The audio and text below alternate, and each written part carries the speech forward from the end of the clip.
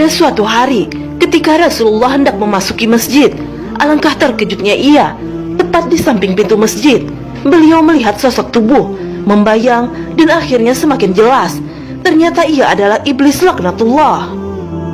Ketika Rasulullah melongokkan kepalanya ke dalam masjid, terdapat dua orang di sana. Namun satu orang tengah melaksanakan sholat, sedangkan seorang lainnya tampak tengah tertidur pulas dekat pintu. Iblis itu tampak gusar dan ragu antara masuk masjid atau tidak. Rasulullah pun bertanya, "Wahai iblis, apa yang sedang kamu lakukan di sini?" Tanya Rasulullah.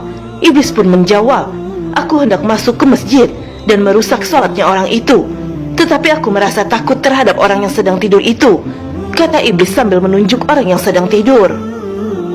Rasulullah mengerinyitkan keningnya, tanda semakin keheranan.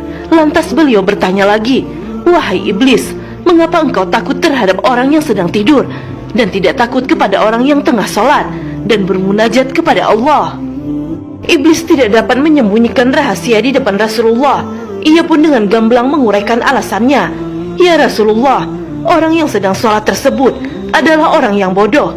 Ia tidak tahu syarat hukumnya sholat, tumaniknah, dan tidak bisa sholat dengan khusyuk."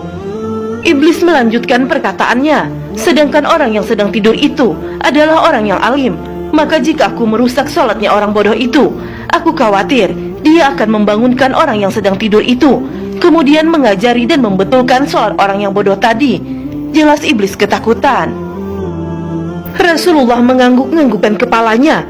Mendengar keterangan iblis, beliau semakin sadar bahwa ilmu adalah senjata dan modal bagi umatnya untuk mencapai kesejahteraan dan keselamatan dunia dan akhirat.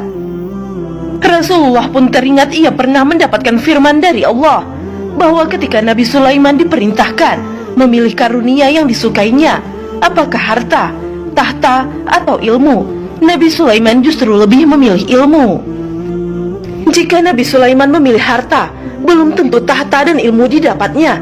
Jika ia mengambil tahta, maka harta dan ilmu juga belum tentu didapatnya. Namun dengan memilih ilmu, akhirnya harta dan tahta dimilikinya. Sahabat pedang Islam yang dirahmati Allah, dengan menuntut ilmu dan memiliki ilmu, iblis lebih memilih takut kepada orang yang berilmu dibandingkan ahli ibadah, namun tidak memiliki ilmu sama sekali. Semoga dengan pembahasan ini